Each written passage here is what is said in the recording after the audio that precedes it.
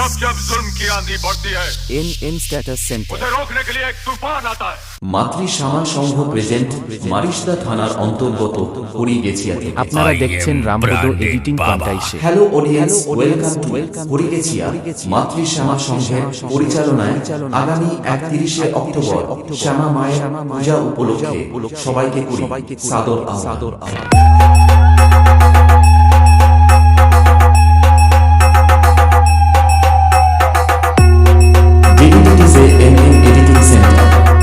নন্দের খিয়াসে